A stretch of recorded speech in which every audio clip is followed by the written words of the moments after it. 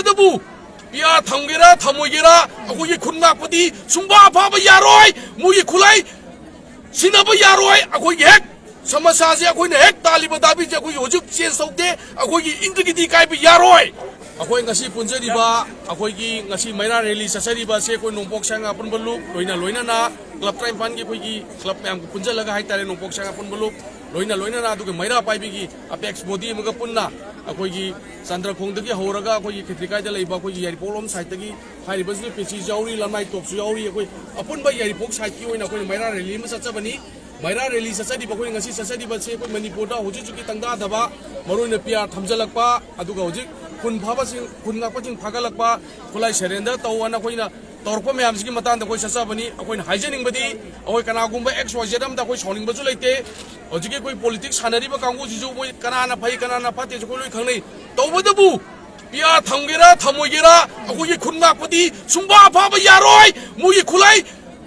सिनब यारोय अखोई हेक समस्या से अखोई हेक तालिब दाबी जे अखोई होजुक चेंज तौदे अखोई इंटग्रिटी कायब यारोय अखोई मैतै की हाइरिबा अखोई होजिक अखोई तालिब दाबी जे फंग्रिबा ओदा अखोई खुना फमत सोप यारोय यारिपोक साथी ओरदी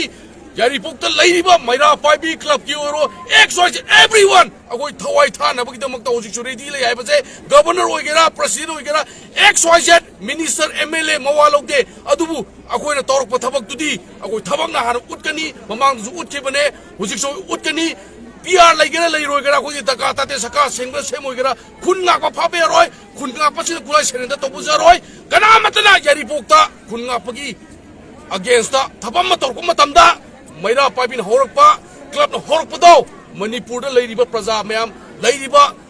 दायित्व लौगदबा सरकार पाइरिबा पाइदबा गवर्नर XYZ मोइना दायित्व लौगदबने हाइबसे अखोई नोंपोक सांग अपन बलुप अमदि मैरा पाइबि साइड को थमजगे मखा समझनदबो ओइना अखोइना हुजिक मैरा पाइबि की साइड के मुका हाइजरी अमुखना अखोई हुजिक गवर्नर अमदि प्रेसिडेंट रूल थंबिरिबा प्रेसिडेंट दा अखोई मीडिया की खुथांगदा अखोई पावसी योहनबियु अखोइना ngasi लेप्चरिबा फिरेप असे मसिमक अखोई गवर्नर दा अमदि गवर्नर की खुथांगदा प्रेसिडेंट मसामक दा अखोई योहनबियु